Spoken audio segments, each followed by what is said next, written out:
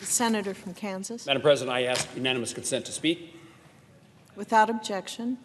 Madam President, thank you very much. I'm here to speak and once again highlight the importance of aviation to my state and to the country, to the world, but to point out the significance of a 5-year FAA reauthorization bill the Senate passed last week.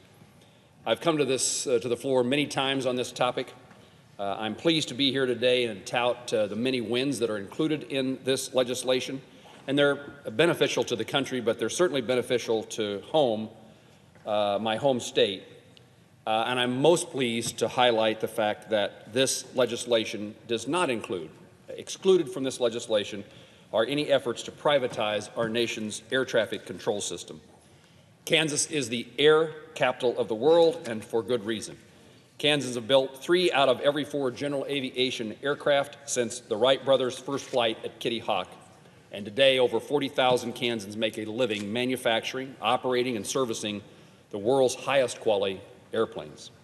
I cannot overstate the importance of this reauthorization and the stability it provides to the aviation community, something we're doing that we've been unable to do for years, a long-term FAA. In the ongoing efforts to pass the long-term bill, Republicans and Democrats in both chambers of Congress have found common ground and consensus among the entire aviation community on a wide range of important issues. And the chairman of the Commerce Committee, Senator Thune from South Dakota, and the ranking member, Senator Nelson from Florida, deserve credit for the bipartisan manner in which they've worked through the FAA reauthorization process in recent years and their efforts to negotiate a final piece of legislation with the House that was strong enough to receive 93 votes in the United States Senate. I'm pleased that included in this legislation are numerous provisions that I've introduced and supported, advocated for since the reauthorization process began, and I look forward to sharing these accomplishments in short fashion, and I thank the many aviation and aerospace leaders in my state for informing me of my work on this topic. First, the FAA reauthorization bolsters aviation manufacturing by streamlining the aircraft certification process. With the short amount of time before our vote, I will highlight these only and submit longer praise for the record. In addition, it authorizes the FAA Centers of Excellence for Advanced Materials at Wichita State University. This research has played a critical role in the evolution and integration of aircraft materials and technologies by providing valuable research to validate the safety and integrity of new aircraft to the general public. This bill helps close the skill gap for the aviation workforce. Senator Inhofe and I worked to provide legislation to create a pilot program within the FAA through which grants would be authorized to support technical education and career development. The grants would encourage collaboration between businesses, schools, and local governments, and these entities would develop innovative workforce programs to help close the skill gap in the aerospace industry.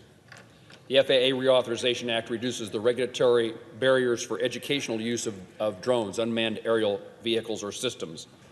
Last Congress, I was co-lead on this legislation with Senator Peters of Michigan to reduce the barriers for the use of small UASs at institutions of higher education.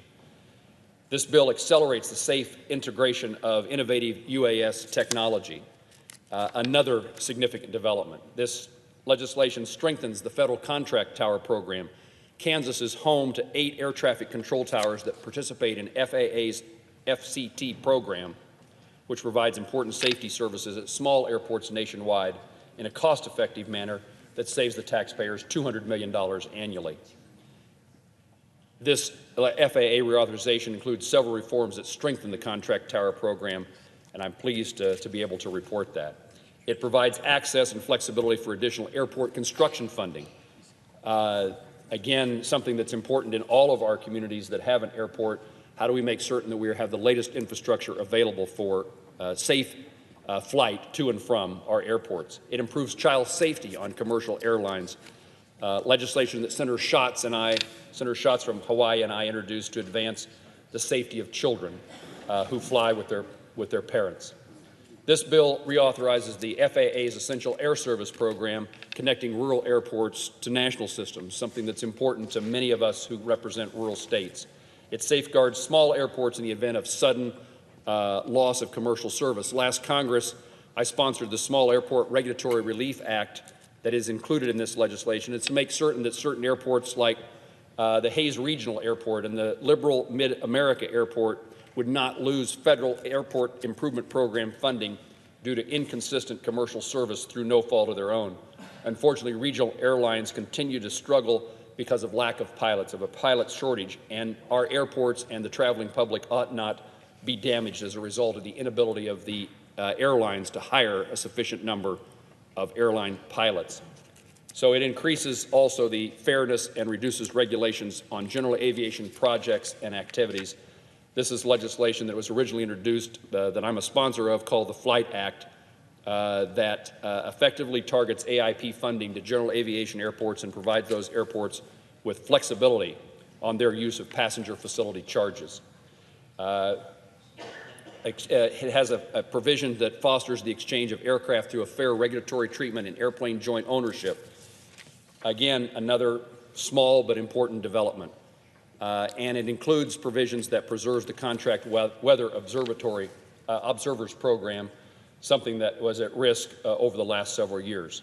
Many things to highlight in this legislation. I would also point out that it has provisions to help provide talented women to the aviation workforce and facilitate their recruitment. Women currently comprise only 4% of the flight engineers, 6% of pilots, and 26% of air traffic controllers, representing a huge untapped pool for talent in the aviation industry. Madam President, I am grateful to my colleagues for coming together and creating this compromise bill that will have a positive and immediate effect upon the economy and the Kansas aviation community. It's a good day for the Senate, a good day for Congress, a good day for the country, especially a good day for me from Kansans. Madam President, I thank you for the opportunity to speak, and with that, I yield the floor.